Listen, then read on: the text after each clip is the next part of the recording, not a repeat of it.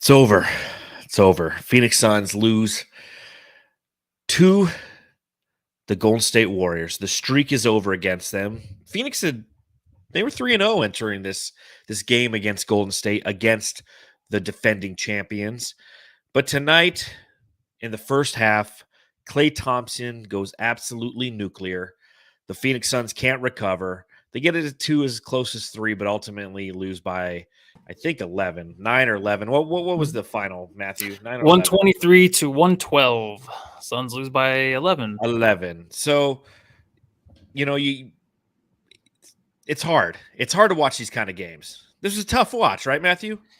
Yeah, it was. I think the first half was hard, but I kind of expected it in a way. I think if you watch our last podcast, I talked about this will, of course, be the Warriors game where they kind of get back into things. They're gelling, but they still kind of look old in certain situations, especially towards the end of the game. They just have, the fatigue was there, and so pulled them through. Right now, I'm just like, I'm okay with it. It's fine. I think the way that the Suns came back and kept fighting, that helped. Just kind of make it a happier night, not so miserable. I agreed. I think that's one of the most valuable lessons that we saw from this Suns team. Not that we necessarily needed to be reminded of their resiliency, but after you get popped in the face the way that they did, after the Warriors come out and score 43 points in the first quarter, and when you take a look at how simply Klay Thompson and Steph Curry went 17 of 25 in the first half and a combined 11 of 15 from 3. They combined for 48 points in the first half. You knew you weren't winning the game. The question you had to ask yourself is there anything positive that we could take away from this? And can I last this entire game? Or should I just turn it to The Mandalorian and try to catch up on an episode or two? Or like I was really, I'm rewatching Succession right now as I prepare for season 4 to come out. Yeah. I was like, maybe I can catch a quick Succession episode here, but we're Suns fans. So JAMsters, I hope you have a little bit of respect for what Matthew and I do. We suffer mightily through these games so we can bring you this killer content that's just two Suns fans crying into their, I'm not even drinking a beer, crying into their water tonight. Yeah. And City Gritto, two Suns are frauds, and we are crying a little bit, but we still got KD. It's one of those games where we're just like, well, if we had KD, we would have won this game. It wasn't at first, but it definitely is now. If we would have had KD, we would have whipped that ass. My question, though, like, fraud, what are we fraudulent of? Like, how are we frauds? Last year, we called ourselves frauds after that 64-win season. And I literally made a shirt that said frauds. Like, but how are the Phoenix Suns frauds? They're not who we thought they were. The 37-30 team that went on the road against a Warriors team that had Klay Thompson not gone nuclear, we probably would have played him well. This is a team that we've beaten 3 out of 4 times, but I guess we're fraudulent. So it just goes to show you that whenever we beat the Warriors or we lose to the Warriors, some douche nozzle Warriors fan feels that their best way of letting the world know that they're an amazing human being is to go into the other chats of opposing teams. You know what? I never do that. I go watch Deuce and Mo a lot, the Sacramento Kings. I've been watching them for like the past 2 years. Mm-hmm. I love to just comment in there. Like, it's just, just safe, not even Suns related, just like stupid shit, but never attack their team or anything. I just enjoy the show, enjoy the show, pop one open, open a thing of jizz. This guy, you guys are frauds. What have you done other than the regular season? Never won shit. We know that. Like, do people think that they hurt our feelings by telling us that, reminding us that we've never won? We know that. We're long-suffering Suns fans. Like, yeah, it's terrible. Wow. It's terrible. Feel better about yourself, buddy. Glad you're we hanging out. We should just make this a whole episode. Yeah, we should just back and forth with the one person. Yeah, the one Warriors fan who's like, I'm going to go show them in all caps lock what I think about their franchise that's never won anything. A team that just lost and has never won anything. You know what I'm going to do? I'm going to go kick them while they're down. Yeah, dude. What'd you do on Monday night? Dude, I went to the chat. Like, we beat them, right? Like, we beat them, but they're frauds. They're so fraudulent, bro. But it's kind of meant to be a fraud. Go blow a poll You guys Jeez. talk shit about the Warriors. What if we ever talk shit about the Warriors? Well, at least you're at least you're like a listener watching. We probably do. Who knows? Yeah, We talk shit well, about we everybody. appreciate the view. Thank you for Love supporting the you. channel. By being Seriously, here, I we do. got paid. So thank you for that. Matthew, let's remind everybody hit the thumbs up button and subscribe, rate, and review. You can follow me at Darth Voida. You can follow Matthew. Yeah, Matthew Lucy. And you can follow all the Warriors guys as they walk around, like point at their fingers at how many rings they have. Look at mine. I've got none. Oh, man, feelings.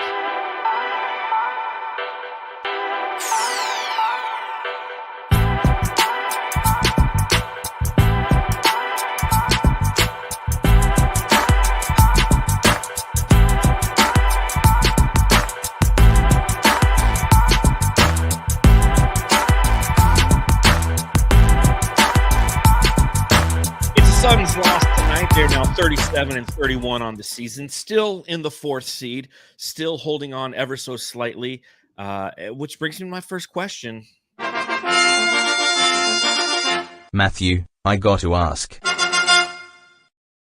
Matthew, I got to ask, in the grand scheme of things, knowing that this loss has occurred and that the Phoenix Suns have now lost their last 2 consecutive games, they also are just a game and a half ahead of the Warriors and a game and a half, or I'm sorry, 2 games? What is it? I don't even know anymore.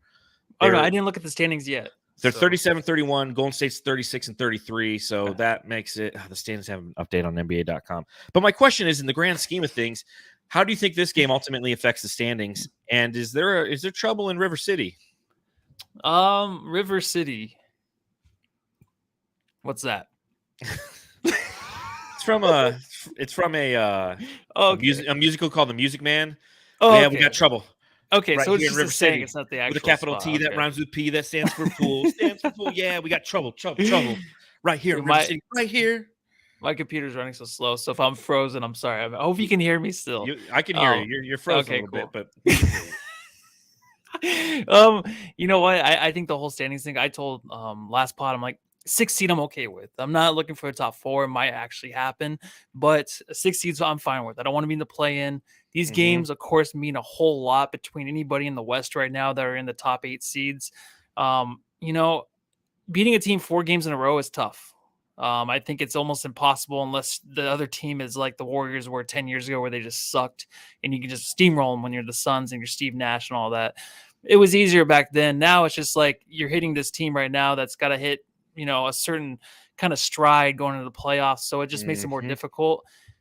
What sucks is you have another back-to-back coming up, or you have the back-to-back, so you have to play the Bucks next. That's the biggest thing I kept thinking about with this game. I'm like, it'd be nice to just get this one, because it's going to be hard to win 2 in a row against really, really good teams. Yes. I know the Warriors are in the West, and we're going to battle for that spot, but just any win against any team is going to be so difficult right now heading into the playoffs. And this is a game where it started just almost impossible to even get back in. So stuff. Yeah, it is. And when it comes to, the question that I posed, you're right. As long as we don't drop into the play-in, because the play-in is literally anything goes. Anything can happen, and you don't want that, obviously, to occur. And I feel like the Suns have a good enough cushion, knowing that now they have 14 games left, to where they won't fall prey and victim to that. There's definitely some victories that lie ahead. But to your point, when you go out and the opposition shoots 72.2%, not only from the field, but from beyond the arc in the first quarter, it's really hard to dig yourself out of that hole. And they tried, and the grit that they showed in an effort to try to do so and get this down to 3 points was a solid takeaway from this team. But you're right as well. The Warriors are a team that they're going to start peaking at the right time. And what's interesting for them is they are one of the worst teams in the NBA when it comes to playing on the road. And now they have a 5-game road trip. So as the Phoenix Suns have to navigate the interesting scheduling quirks that they have before them, part of those is tomorrow. We have to play the Bucks. We have to fly home to play the Bucks, second game of back-to-back. And the Bucks, to be fair, they're on the second game of back-to-back, having defeated the Sacramento Kings, a team that just beat the Suns on Saturday. They have to come and play a back-to-back on the road. The same thing's going to happen in just over a week, where the Phoenix Suns literally play in Sacramento, then fly back home and have to play the 76ers. So not only are we doing these weird back-to-backs, but one's on the road and one's at home, but they're all 4 teams that we play are quality playoff bound teams. So there are challenges within the confines of the remaining part of the schedule, but you have to find ways to impose your will. You have to find ways to just play Suns basketball. And tonight, I'm not going to sit here and demolish people. We'll provide feedback. Ayton had opportunities, but I still think played pretty well. Tory Craig's a 0. Cameron Payne's a -5. But at the same time, like the whole team collectively, you can't stop what the Warriors did. You can't stop. When Klay Thompson's making 35-footers, like what the fuck are you supposed to do? And you saw the Warriors strategically take advantage of that as time progressed, because then they started attacking the interior because the Suns were cheating on the exterior. So it's just one of those damned if you do, damned if you don't kind of thing. And you just got to let it ride. It's just one game. It's just one game out of 82. And, again, we've beat this team 3 other times. If we were to play the Warriors in the playoffs, and I asked you this last podcast, but I'll ask you again, if we were to play the Warriors in the playoffs, if they make it to the 5 seed and we're the 4 seed, knowing we have home court advantage, and KD's healthy, who wins? Suns do. This type of season, Suns do. I think the Warriors will have enough time to really get back into shape, get back into things. I mean, run their offense the way it is. I mean, tonight was just, making those threes just impossible threes. They're making impossible threes, but what are you supposed to do? He said, you can't really do anything. I think offensively, you can kick him in the nuts. You can do that. You can and just get ejected. It'd probably be worth it, right? Or ejaculated. Land it right, though. You can't just miss and whiff because they'll still kick you out. But offensively, it would have been nice to just have a guy calm everybody down, because when they're hitting those threes, it's just like you said, there's nothing you can do defensively. Nothing. I mean, they're running around the screens. This is what they do. But on the other side of the ball, the Suns had to calm down, and they just weren't. They were trying to make up 20 points just like that in the first quarter, in the second quarter, doing the same exact thing. They still kind of held their own towards the end of the second quarter. Heading into the half, it wasn't too bad. But you can just see, like, even Booker, like, everyone was just like, fuck, like, they're going to just – you just know anytime they let go of the ball, it's going to go in. And then if they even miss it, they're going to get the ball back and hit a 3. You're going to get a lucky 3, kind of like what they did at the end of the game too. I just think, though, right now the Suns have to play their game, and it is a mid-range game. It's really kind of what got them back into the game, because they didn't make any threes in this game at all. If it didn't fall for the Suns, this would have been a better game towards the end, but they just couldn't do that part, right? Everything else was kind of forming into place in the third quarter, but then it just was like the threes wouldn't go in, and certain guys just would not step up and do their part. And that was the biggest reason. I mean, you go from a first quarter where you're like, do we even belong in the playoffs? Or should we have Cameron Johnson in them back? You know what I mean? You just think that stuff. And then it's just like, oh, okay. Now they're getting Ayton involved. Now it's like, can Cameron Payne just pull through? No, he can't. So then you're going to lose, because you need those guys to step up. And that's Suns ball. It's like moving the ball around, but also knowing like these guys that can come in off the bench are actually going to help. And they just couldn't. And Booker couldn't get some shots to go down, which he normally makes. And that's really the difference, right? And I forget what you first asked. I apologize. Who cares? I just went on a tangent. It's a good quality conversation / tangent. That's what this podcast is. We actually don't listen to each other. Like, now that I'm talking, you're reading something or tweeting something, and then you go back. Yes. It's just back and forth is what we do. I always hear like the last few sentences. Yeah, I can tell by the inflection in John's voice, he's about to ask me a question. Time to tune in and listen. Now I gotta go back. But we were outscored by 45 points beyond the arc. They made 19 threes. We made 4. Like, you're not going to win basketball games if that kind of shit happens. And I want to give a shout out to some of the super chats. Thank you to everybody who's watching and donating to the podcast via the super chat. Luke gave us $1.99. He says, didn't we used to have a bench? What a crap Q1. I don't know if that's conjunctioned, but it's 2 facts. Did we used to have a bench? Yeah. I think they showed a graphic during the game is that for the first part of the season, our bench averaged 39 points a game. And in February and March, it's been averaging 30. Now, that being said, I felt like the bench did play a little bit better tonight, especially versus how they played against the Kings. But again, the depth is going to be the question. We are very average right now. In our last 15 games, the Phoenix Suns are a negative 0.1 on the plus minus. They're 14th in the league when it comes to their bench and their plus minus. And I think that that's something that you have to monitor. What's the whole goal of having a productive bench? Well, it's so when your starters take a seat, you have the ability to go out there and continue the onslaught or to slow the opposition from scoring. And the Phoenix Suns they're very average. I wouldn't say they're horrible, although aspects of them are, which we'll talk about, but they're very average, wouldn't you say? Yeah, they are. And there's certain moments where, I mean, Monty will put in certain players where I'm just like, what are you doing there? Just really quick on Biz. We might talk about him later, but Mario Lopez is right. I thought this as soon as he released that jump hook in the fourth quarter. I think it was the beginning of the fourth, whenever we're on the run, and I think we're only down by 6. But then he has a little jump hook, which I don't even know how he even. There's like 3 has minutes left in the third. Yeah, that was He actually says right there, those busy minutes in the third lost us the game. That's just, Jock's been playing pretty good, but you can go there. You can say, oh, you should have put in Jock. But then Biz had some big blocks too. But that might have just been the difference because, like I said before, it's like you need Cameron Payne and other guys to step up in certain areas to kind of hold the lead and kind of do their part. And they just couldn't. And some of it, I feel like, was Monty just putting guys in the game when they shouldn't be. And they 100%. should not be having that jump hook down there in the paint when there's guys wide open for 3. Stop fucking shooting that, Biz. Please. God.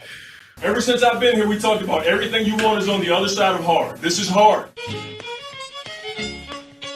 Monty Williams, coach of the Phoenix Suns. Honestly say that you can hang this L on Monty.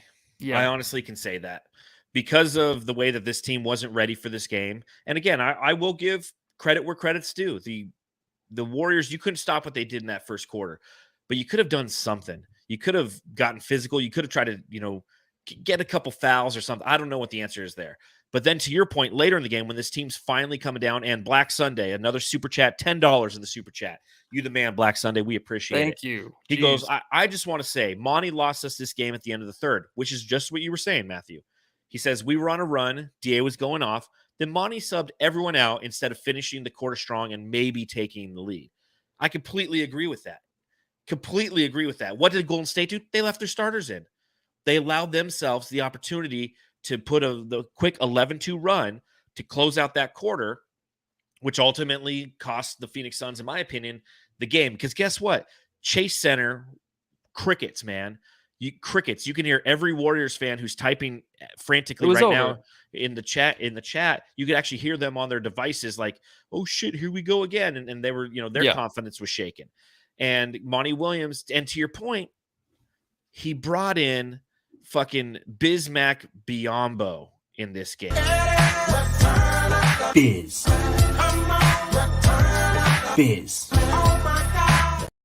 Oh my God, he shouldn't have put in Busy because guess what? You're playing against the Golden State Warriors. They're small on the interior. Okay? Kevon Looney's their starting Draymond Green. Okay? Besides that, they've got no depth on the interior.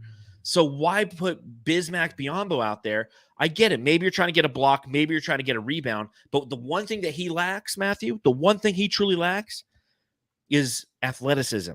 And when you have a team like the Warriors who are going to put out nothing but athletes out there, he's going to get owned. And he got owned. And that's where this game really turned. It became a fun and exciting game. And again, the grit that the Phoenix Suns displayed tonight, getting themselves back to within 3, was admirable. It was admirable. And at the same time, Monty Williams he pulled the wrong levers again. He's having a really hard time with these rotations. He doesn't necessarily know what to put in and take out. And that's scary as we prepare for the postseason. Yeah, it is really scary. I mean, we talk about how these games matter a lot, and they truly do for that reason, just to know these rotations for sure. But you also need KD to be there. You really do. That would probably help Cameron Payne. But the big situation is kind of annoying. I mean, beginning of the season, I was okay. I was like, oh, you get Jocks sometimes, you get Biz sometimes. But then sometimes, like tonight, it just really stood out. It was like, why is Biz in the game? Because, like, if you're relying on him to actually get closer, like to actually take out this Warriors team when it's 6 points, and like I said before, you're going to go for that jump hook, I just don't want to see that. Like, there was other guys feeling it. Guys came out early. Guys came out way too early in this game. I think DA played a lot of minutes this game, but then it's like, does Monty think about the next game? He's like, we got to save them a few minutes here or there just to kind of save their stamina for tomorrow. But I just feel like you had the Warriors there when Draymond was checked out. You're down by 3, and it's just like, dude, you're going to win this game. That's how it felt. I know there's a lot of energy going into getting back into these games. This happens all the time where you get so tired from all of that, especially if you're just scoring 2-pointers the whole time to get back in a game. You're just you're like, okay, well, we're kind of spent. Let's just see what we have at the bench. And you roll those guys out there, and they're led by Cameron Payne, but they just all look like a bunch of G Leaguers out there playing against this team than their backups. But then when you're also playing against the Warriors starters, it looks even worse. And then just like that, the game, not the Sex and the City sequel or show, just like that, the Warriors are back in it and they took control. It was just like that little second. And I swear to God, it was that Bismack hook shot that cost us the game. Yeah, it was right. Everything went sideways there. I want to highlight some of the comments to those who are hanging out with us in the chat. Truly appreciate it. If you're listening to the podcast, I highly recommend, if you get an opportunity, come join us live after a game on YouTube, Facebook, Twitter, or Twitch. And you can comment along. Jam, one of our elite Jamsters, says the other side of rotation management is hard. Monty Williams.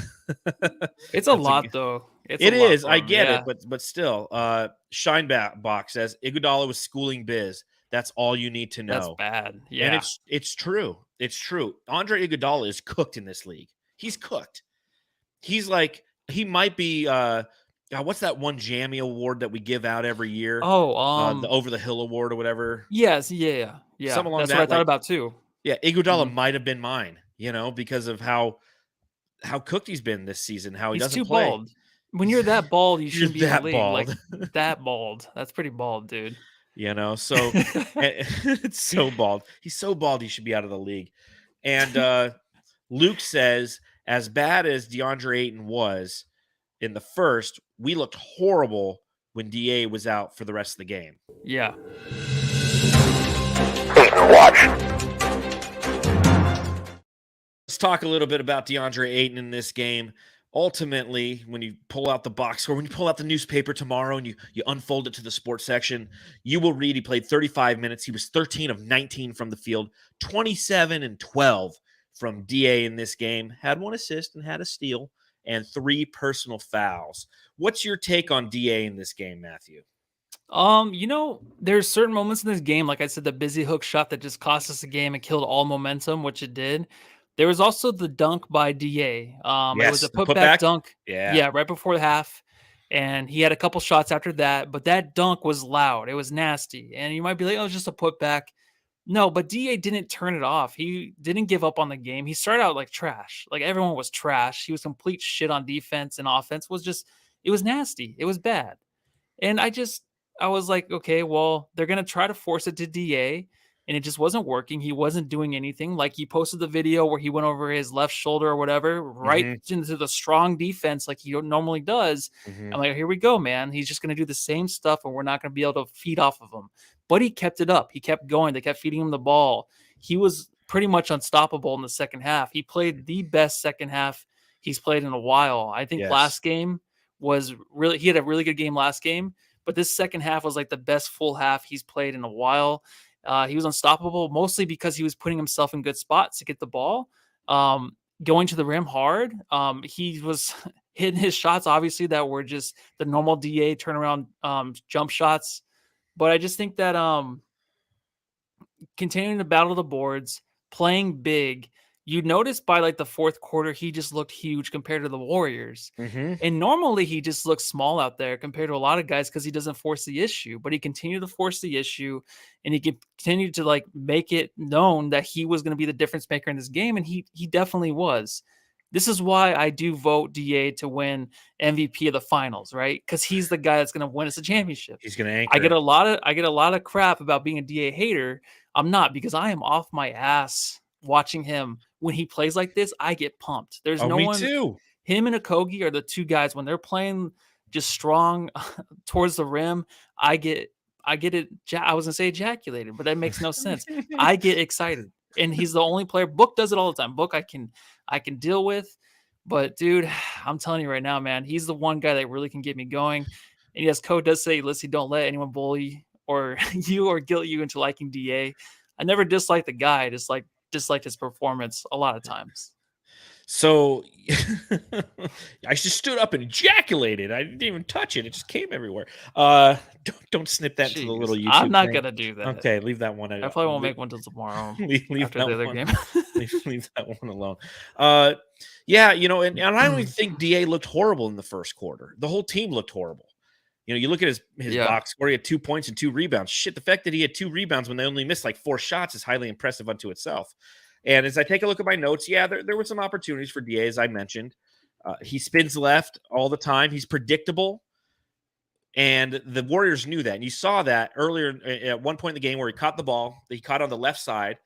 And he went for the right hook instead of just he had it wide open. He was 2 feet from the rim on the left side, and he could have just laid it up. And he decided to spin around and then hook it in with the right, and Kevon Looney was all over it. He's the kind of guy who, offensively, when you talk about his isolation game, it's unbelievably easy to scout because you watch it one time, you go, that's what he's going to do every time. And he's like a batter in Major League Baseball who he can't hit a curveball, so you just sit up there and just, throw him Uncle Charlie's over and over and over again because he's not going to hit it. And that's the one thing that frustrates me is his predictability. It's like, it's a valid question. Like, does he have the ability to learn new things offensively? And I feel like this is his 5th year, and it's not like, he added this, and then he added this, and then he added this offensively. He hasn't added anything but a jumper and a fadeaway hook. And so that's where I can understand where some of the JAMsters are coming. It's like, he didn't have necessarily the best first half. And I thought that Tom Chambers made a really good point at halftime. He goes, the DA has no fouls at the half. And Draymond Green is cutting. He goes, that's one guy you want to hit. So go hit him. Yes. I'm like, I agree with that 110%. And then it's like DA sacked up at halftime, and he came out and he gave us, like you said, probably his best second half, his best third quarter of the season. If you look at his box score, okay, first quarter, like I said, he had 2 points, he had 2 rebounds. Second quarter, he had 8 points, he had 3 rebounds. Third quarter, he had 11 points, he had 5 rebounds. And in the fourth quarter, he had 6 points, he had 2 rebounds, which leads to his 27 and 12. And I like that. I like that upswing on DA. Get more involved, get more physical. Know that you can dominate this matchup. And Suns, get him the ball.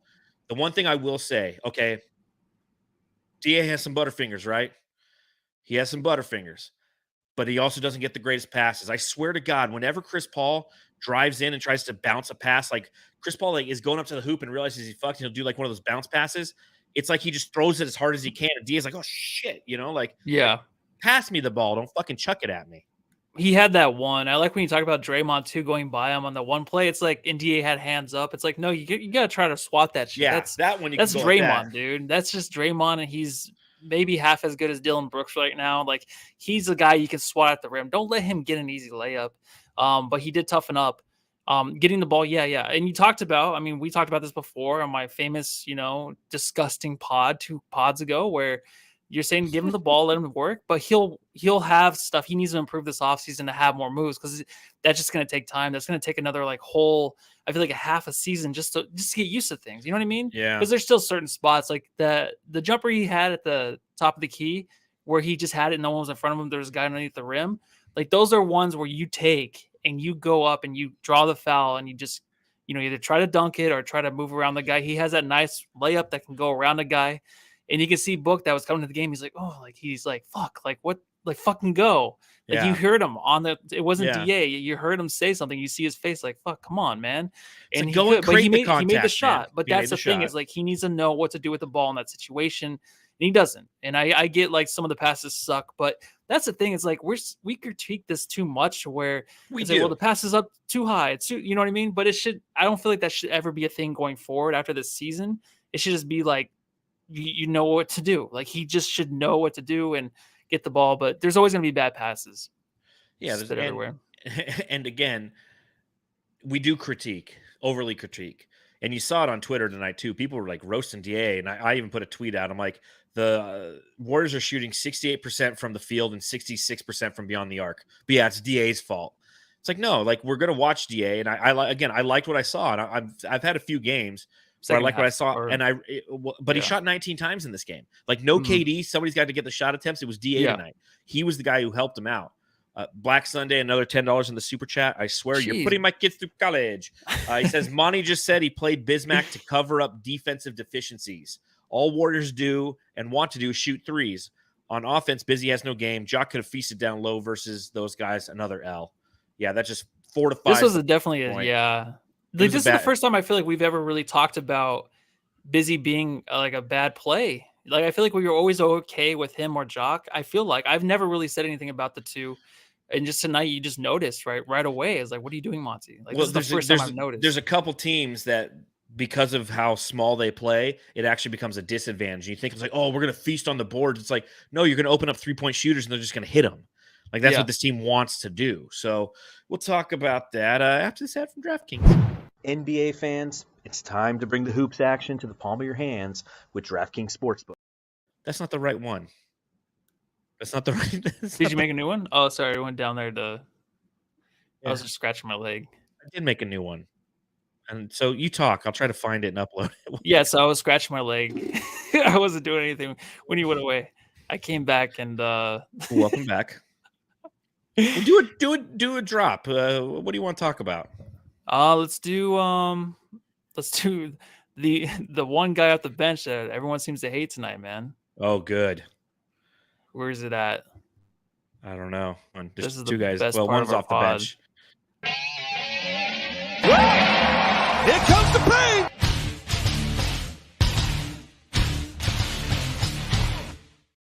I got it. There it is. Is that the one? Yeah. Is that the one? I hit it. I hit it. You son of a bitch. I hit it. Cameron Payne, though, man, like he's got to get his act together, doesn't he? It's nasty.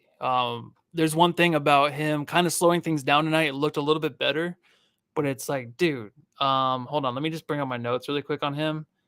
So he's taking his time. It looked a little bit better, but when you're going from like the big turnovers he has to like airballing the floater to the next time just yelling at, I think it was Tory Craig because Craig passed it back, but he turned it over. Like, there's just a lot going on there, man. He did seem like he was simmered down a little bit. Like, he was like, I'm more chill. I'm going to run this offense kind of like more like Paul does.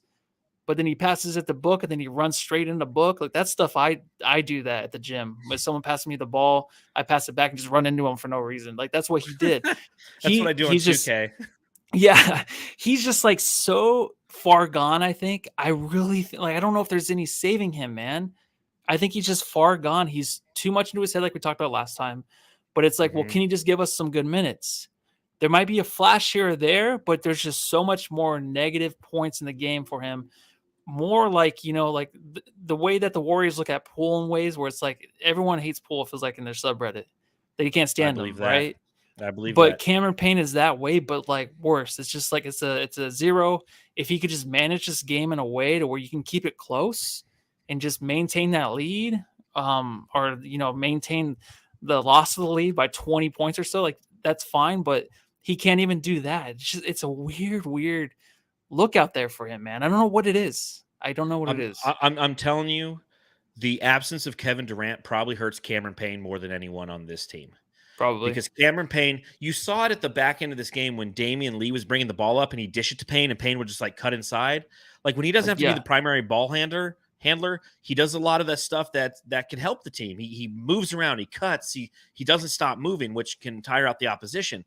But unfortunately, when you're asking him to be the primary ball handler, he's just lost in the sauce. And we've continued to say that people are ragging on him as well. They should, because it's one of those instances where you're paying this guy good money. You put him on a prove-it deal. He hasn't really proved anything consistently. He was averaging 11-something points at the front end of the season, and he can't get to double figures at all. And you need that. You need somebody to have the ability to facilitate this offense, and that's an L. That's an L from the Suns management. Once again, not fulfilling a need that this team has. Now, granted, like the buyout market's the buyout market. Like you're not going to go out there and get necessarily a backup point guard who's quality. It's something that you're going to have to eventually trade for or develop. But you could have done something to at least put a little bit of pressure or just spell some of those minutes, because Cameron Payne he hasn't had it since he came back. And you know, I was listening to the broadcast, and obviously Eddie Johnson was pointing this out left and right. Did you watch ESPN or the? Yeah, I did. They had or they had JJ and they had Yeah. RJ, Pash. Richard Jefferson. Yeah. Great. I love their back and forth. So that's why I watch it. I love those two. Yeah. And again, I was watching that for a little bit, and then I was just like, you know what? I'm just going to go back to the homies. And, it's just one of the things that Eddie was saying. It's just like, well, maybe he's a little fatigued. He's still not back in game shape. It's like, dude, you're playing. Like, how are you fatigued, dude? You're playing like 10 minutes a game. Like, how hard is it to get it back in fucking game shape? You're like 8 games back, and it's not that. It's his mindset. He overthinks everything, and you can tell with everything he's delayed. That's the biggest thing. Last pod I said I still give him time, but like watching tonight where he did slow it down and he's still making mistakes and getting frustrated, almost getting a technical at yelling at his own like teammate. It seemed like he was going to. I was like, this is bad. This is something different. This is like, I don't want to be a dick, but this is like shut it down for the rest of the year kind of shit. Like try Saban Lee or something because you're getting nothing from. But Saban Lee's a moot point because you can't use him in the playoffs. It's like now I saw Landry Shamet was taking shoot around, so maybe you bring Landry in and you just say, hey, you know what? Seeing as you were a point guard in college at Wichita State, go ahead and facilitate the backup offense. And again, that's why not having KD around is so important. Yeah, because KD, you always have a ball handler out there. Either it's KD or it's Devin Booker or it's Chris Paul for every minute of the 48 minutes. But unfortunately, you don't have that luxury because Cameron Payne is just such a big zero. Now, that being said, like I'm not going down the rabbit hole of saying that he cost us this game. I'm not, but I continue to monitor his progress. And when you see his final box score, and he's 4 of 8 from the field, he had 9 points, he had 3 assists. It's a nice looking box score, but we don't do that though. The eye test ain't there, bro. He had like 6 assists the last game, and we were just like, it's not there. It's just we know when it's there and when it's not. I don't look at the box score with him or Ayton or a lot of these dudes. And right now, it's not there. But what is there is our new DraftKings app. Ready for the underdogs, the upsets, and the unbelievable action from DraftKings Sportsbook? The biggest tournament in college basketball is here. Right now, new customers can bet just $5 on college hoops and get $200 in bonus bets instantly. Plus, for a limited time, all customers can score a no-sweat bet during round 1 and 2 of the tournament. Go to the app, opt in, and place a no-sweat bet this weekend. If it doesn't hit, you'll get a bonus back up to $10. I got Houston winning it all. I know. I'm dumb. Download the DraftKings Sportsbook app now and sign up with code TBPN. New customers can bet $5 and get $200 in bonus bets instantly, win or lose, only at DraftKings Sportsbook with code TBPN. Minimum age and eligibility restrictions apply. See show notes for details. Don't you love that, Matthew? A lot of game moments. I got a lot of great buzzer beaters in March Madness and like you making a layup and walking. Yeah, my Vince McMahon walk or whatever I was trying to do. I didn't have it towards the end there, so it didn't look too good. Well, why we're wallowing in things that are wrong with the Suns right now. What's up? Oh, Tory Craig. It's bad. Tory Craig is not good recently, man. He 1 of 4 in this game, 2 points, 5 rebounds, 1 assist. Here's what's crazy. Okay, so I'll tell you one crazy thing is he's the only guy in the starting lineup who was a plus in this game. He was a +5. But you take a look at him on the season, right? And you take a look at his statistics. And this year, Tory Craig is -45 in the clutch. He's a -176 on the year. Okay.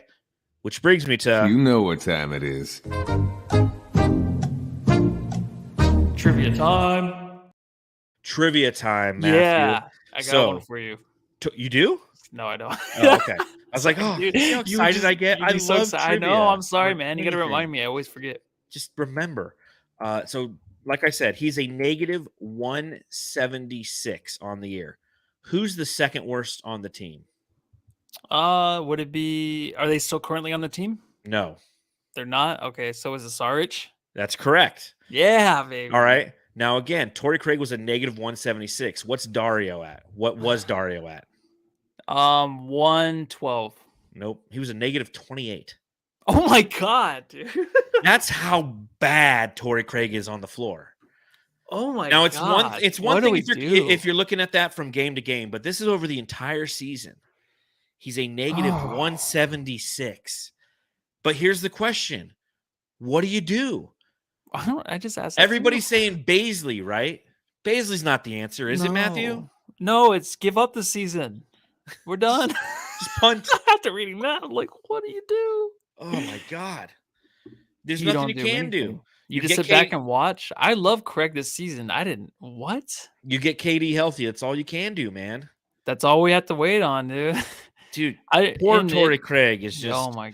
I mean, He's just he's- missing everything, dude. And well, I'll tell you what he's not missing is every elbow from the opposition. That Yeah, guy he gets does more get it. elbows in his nose than I've seen than any player on the Phoenix Suns. This is tough. He's like Craig Biggio. Do you remember Craig Biggio growing up? Craig Yeah, Biggio got yeah, I hit do. by every fucking ball. I've never seen a guy get hit more than Craig Biggio. That's like Tory Craig out on the court. Just every time he's standing, also he's standing there watching a shot go up and oh shit, like right in the nose. Somebody will Yeah. pop him and he's just on the ground. It's just like, dude. But he defensively, he's like missing everything. Like he's just missing rebounds. He's just missing the Yes. block. He's just missing almost everything he's trying to do out there on the court. He's just behind, and he was like that before last year. This year, he played so well the first half. I thought he was awesome. All right. Now he's Yeah. struggling. Now it's just like, dude, is he winded or what? Are we going to say the thing where we talked about when Mikal was sucky? Was he injured or something? Because he's been It might always be. limping. I feel like every game too. He always Yes. gets up, he's limping. And I think that you have to nod your or tip your cap to the fact that Tory Craig has been huge for the Suns this year. Just because he's been available, man. Yeah. He's the one guy who hasn't been on a long stint. I think he leads the team in games played. I could look that up real quick. 72. I don't know if he hasn't played in all 72. We haven't played 72 games, have we? That's correct. We have not. So that would be false. Trivia time, false. But total games played, Damian Lee has played 67. He's only started 5. Tory Craig has started 64 or has played in 64. He started 51. So Tory Craig, his best ability has been availability. Yeah. But he's wearing down. And that's why the Kevin Durant addition was huge because it put him on the bench and it lowered some of his minutes. And we're hoping we would see some of his effectiveness shine through. And it just hasn't. Man, it's just been, it's been rough. And Been I think rough to watch. this season for like every team out there is just stay healthy. If you're there in the Yes. playoffs, let's see how it goes because no one fucking knows right now. And I'm not saying we almost pulled this game off. If there was just, if we can hit those threes and we can just kill any kind of other momentum that was coming in the fourth, we might have pulled this one off. And we might have, said some different stuff we might have talked about Booker in the first half of the pod. Who knows? But Yeah. right now it's just about trying to get these wins. And I think, when you're healthy, it's going to look a lot better. And it's all up to KD this year. Every pod is going to be, when KD comes back. That's the way it's going to end. You're gonna hear that a lot, JAMsters. You're gonna hear that a lot. And speaking of KD, we might as well, bring him up. Who the heck are you? I'm Kevin Durant. You know who I am. Y'all know who I am. Did anybody see a sniper? Did anybody see anything? I'm one of the best players to ever play the game. One thing that James Jones stated was if the playoffs started today, he'd be out there. When you hear that news, how does that make you feel? What are your thoughts when James Jones says that? Is he just being facetious? Is he just kind of trying to feather the process, or is there any merit to it? No, I think that's just the way it is. I think even like with the Kawhi Leonard stuff, he's talked about, he's like, if I could play, I would play, but the training staff has me out. The way these teams think about it now is like, well, give them another couple weeks or so, right? This doesn't matter. We're currently in a position where we're going to make the playoffs. That's all that matters. You know what I mean? If we are a different seed, that won't matter at all because when KD's back here, home court advantage shouldn't matter, but it might. But I really think that was the first thing I thought about. I'm like, these guys are just getting more time off just to fully heal, because they know that regular season, it doesn't matter. The winning percentage from these teams, like from 3 through 8, is going to be ridiculous. These teams making the playoffs this year, so it's definitely different this year, right? I mean, we can talk about the Nuggets, we can talk about the Kings the way they're playing, like we did last pod, but right now it's like no one believes in them either. You know what I mean? Jamal Murray was hurt; he looked hurt. So if he gets hurt, that team's going to be, a piece of shit. And right now it's like, if your team can stay healthy and, and if basically, if your team can stay healthy, but then just make the playoffs, everybody has a chance. East and West, it seems like. So that's what I think about, dude. I think I was like, well, could we just see him play, please? But then I don't want him to get hurt too. Well, I just and want I to see him think play. we all do. We all do. And I think that when you hear that news from James Jones, it gives you a little bit more confidence in the severity of the injury. That, yeah, he could be out there playing, but you know what? We're going to try to play this safe because we know what matters is the playoffs. And by stating that he could be back in 3 weeks or reevaluated in 3 weeks, you know that unless the Suns go on a massive losing streak, which we'll talk about the next game, but that could be 3 in a row right there. But if they go on a massive losing streak in those 2 to 3 weeks, only then will you be out of the playoffs. So I think that they're playing a game of chess right now, and we're just kind of the pawns who are sitting here trying to absorb what it feels like to lose these games, knowing that we're without Kevin Durant, and to watch some shitty plays from some players who are either overplayed or overpaid in Cameron Payne's standpoint. But one thing that's interesting that you mentioned is the standings in the West, right? So the Phoenix Suns are on pace right now to win 47 games. And that would be good for 4th in the West, right? Isn't it crazy to think that in 2013/14, the Phoenix Suns finished with 48 wins, and it was 9th best in the league. They didn't make the playoffs. Yeah. Like, isn't that crazy? It's absolutely insane, dude. It's nuts, man. It is because the Kings are on pace to win 49 games, which is 1 game better than those 2014 Suns. And that'd be good enough for the 2 seed. Like, what the fuck's going on here? Yeah, I mean, dude, that's the whole league is basically resting guys 2 weeks longer than they should just because of the playoffs. And that's all that matters, man. Because no one cares about even like the MVP, whoever wins it this year. We're going to talk about it still. But whoever wins it, they're not going to care because they want to win a championship. All they care about is the playoffs. Yeah. Like these guys don't want to win MVPs. Embiid cares about his Embiid MVP. definitely cares. He's the one guy that definitely wants to win an MVP. And he might win it. Who knows? Yeah, let's just talk in high voices and then go to subreddits. The Suns Jam Session SubReddit Stakeout. This has got to be a good one. Golden State's always a shitty place to hang out on any Monday. Dude, my thumb's bleeding, and I was trying to be a witch, and now it doesn't look like anything, dude. I'll have to be a witch next time. It looks terrifying. That's shit. And I was gonna bring out a broom too because of the sweep, but I only have a Swiffer, so that wouldn't have worked. Oh man! So what was going on in the Warriors subreddit? A lot of good stuff, man. It was packed. It was jam packed. I did stick out and curse some spells on some of them. You know what I mean? Nice. Got a little dirty. Witchy woman. Okay, first one is: am I crazy to think Katie's absence doesn't change much this game? I still think Dubs would be kicking ass. You think that in the first quarter, of course. Right? After you shoot fucking 75% from the field in the first quarter, you're gonna kick anyone's ass. Yeah, you play the dream team and you shoot like that, you're gonna be up. And I would think the same thing. I was like, yeah, even if we have Katie, we're not winning this. I thought the same thing. Like, there's no way we're winning this game. Chris Paul and Dirty Shit. Name a more iconic duo. Did he do anything dirty? I didn't notice. He had I don't think so. There was the one play where he went to grab the ball out of Draymond's hands, and Draymond kind of flipped him. And I mean, outside of that. Okay. Yeah. He had 2 jump balls, though. 2 jump balls. Yeah, true. Phoenix is playing a Hall of Fame difficulty tonight. That is exactly how it looked. Dude. That was summed it up perfectly. Yes. Fuck Andre. Just hit a reverse dunk. Now he's going to be out 4 to 6 weeks. I can't believe he had that reverse. It seemed like he floated up there for forever. You look fucking stupid. It's amazing. I do, man. It's fantastic. My thumb's bleeding. I don't even know why. How's your thumb bleeding? I don't know. Oh, okay. Where was I? Oh yeah, Warriors doing that thing where they make you believe that they turn it on again, but they don't. But they did. But then maybe they're not. Who knows? This is the most confusing team to watch this year. Poole is playing well. He isn't forcing it. That just kind of reminds me of like our Cameron Payne. Yeah. Poole looks like he's just dead out there. He looks like he's defeated as a player. His eyes look different. He looks tired. He looks miserable, man. He kind of looks like Zach LaVine in a way where they just look like they're like done playing on that team. But I think it's because the fan base really doesn't like him. They don't. Right? Like he thought he was going to be.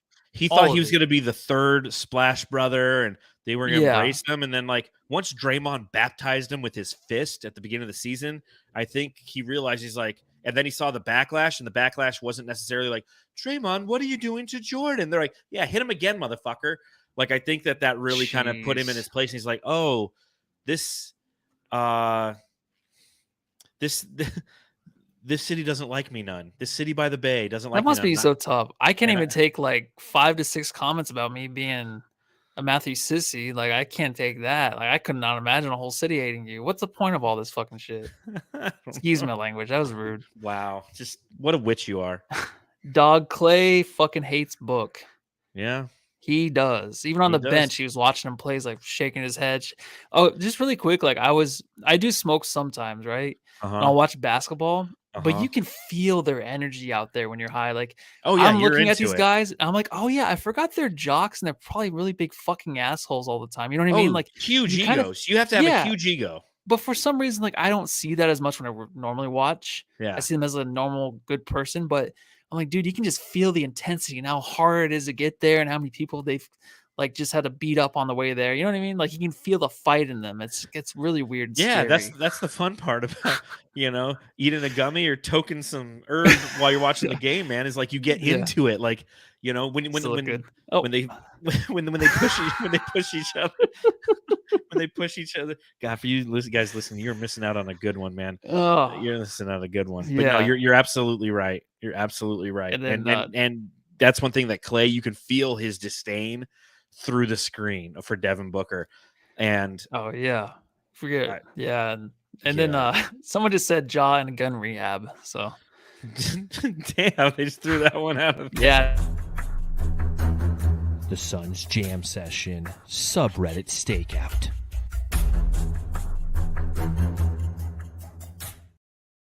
Anything I missed in your notes, Matthew? Let me see here. I did put in Okogie, just the bomb. He is just so good, dude. Hey, Dad. He's like smart at drawing fouls. Wanted to see him get more involved in this game early, especially just getting to the rim. He had the hardest time finishing at the rim, like he normally does, and he missed free throws. Like, I'm like, dude, if that's not going, this is gonna be a long night, because I like to see him be the second option. You know what I mean? Especially when Book's having such a hard time. Defer to him, have him make things happen, give the ball to Ayton more. And they kind of went that way, but Okogie could not get any more unlucky tonight. Yeah, I agree. I think that his hustle was definitely there, but like they just weren't falling. It's like he over hustled just a millimeter every time, and because defense fucking really, really good though. Yeah, again, love to see it. Love to see what we got from Joe there. So. Getting ready to hand out the Jam Star of the game.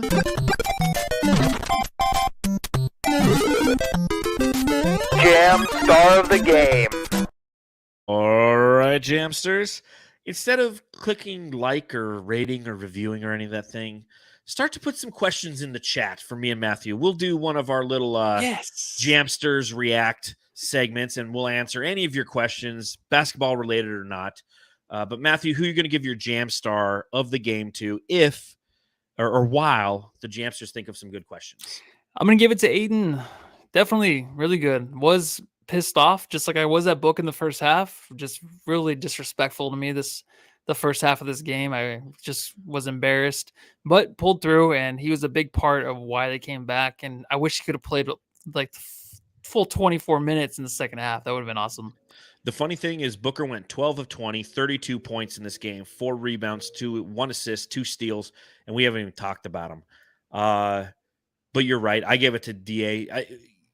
You don't want to take advantage of the fact that Devin Booker is as good as he is. You don't. It reminds me of when Randy Johnson was pitching in Arizona, man. We had a 4-time Cy Young pitcher pitching every 5th day in downtown Phoenix. If you didn't get an opportunity to go down and to downtown Phoenix, enjoy that, you missed out on something special. Devin Booker special. So I do appreciate that, but I'm with you. I've got to give this one to DeAndre Ayton. I really liked what I saw from him tonight. I really saw, again, first half kind of shaky, but resiliency. He was a big part of the Suns coming back in this game. Had Monty Williams not pulled him out, and had Monty and kudos to Steve Kerr. Like, he played his zone. Once the Suns backups came in, he played his zone. None of them knew what the fuck to do, and then an 11-2 run happened. So the anti-jam star definitely goes to Monty Williams in this game. So for sure, that's all I got to say about that. What the fuck is this?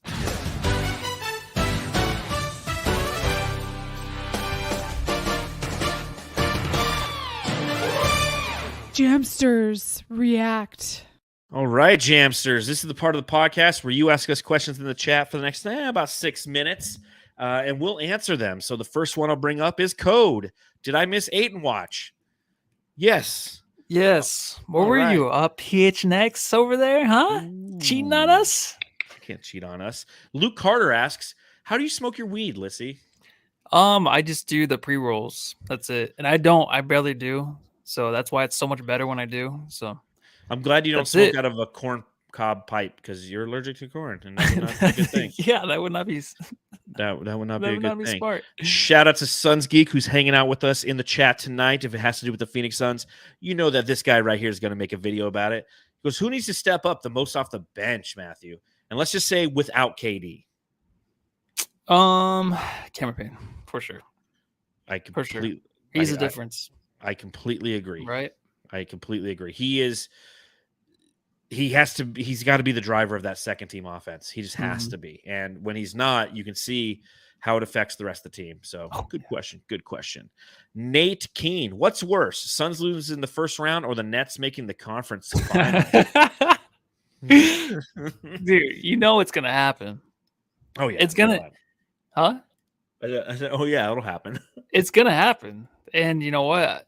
We just have to deal with it. We just have to make sure you have a life outside the Suns, because if you don't, it's going to be really gnarly playoff. If KD is still hurt and he gets hurt again, the Brooklyn Nets, they look pretty fun. They're good. All right, They can surprise people. Better record than the Suns.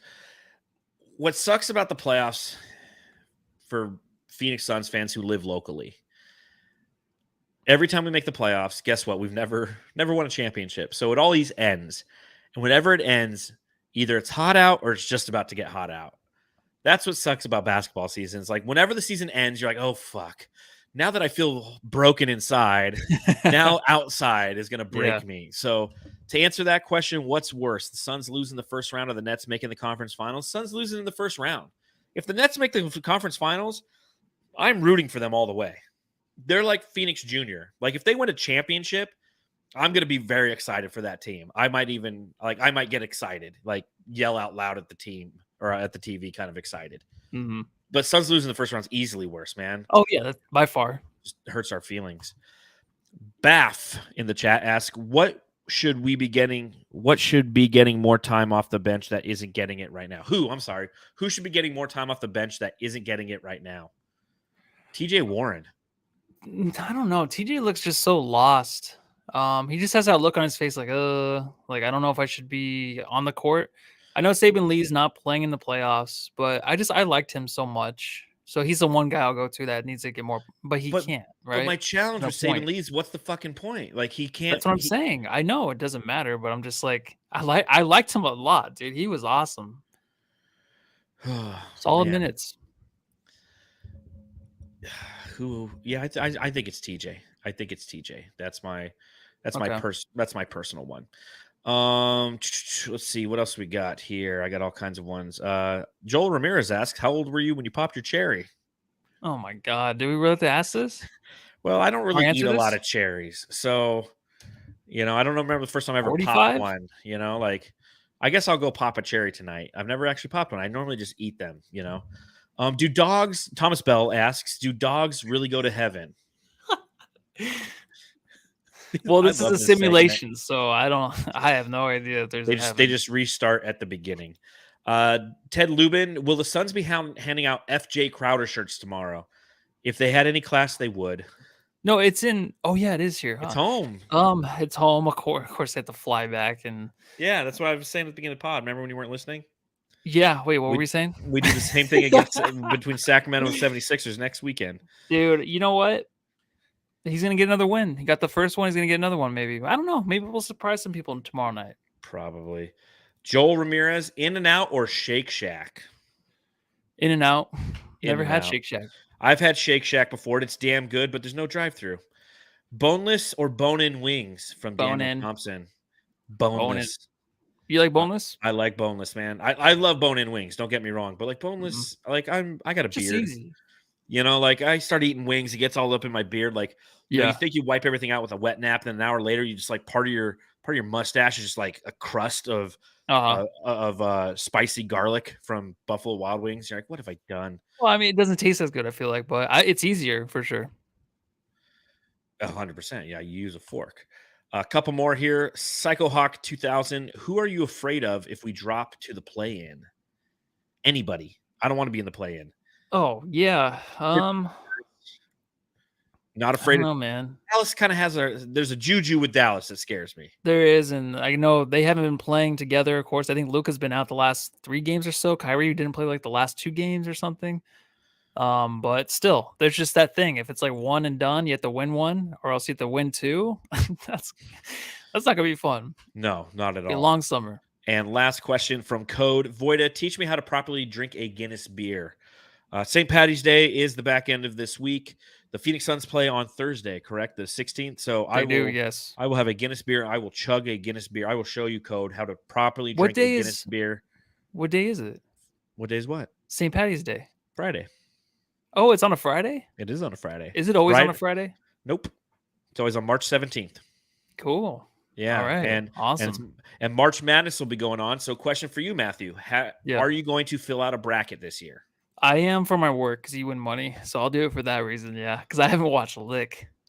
No, I don't watch any college basketball, but that's not stopping me from filling out a bracket. I'll still fill one out. So have you haven't filled yours out yet? No, not yet. Okay, so if anybody wants to play along with Matthew and myself, because Matthew, now you have to submit one. We have in the description in the link below, whether you're listening or if you are watching, we do have a link to just a free one with your fellow Jamster listeners.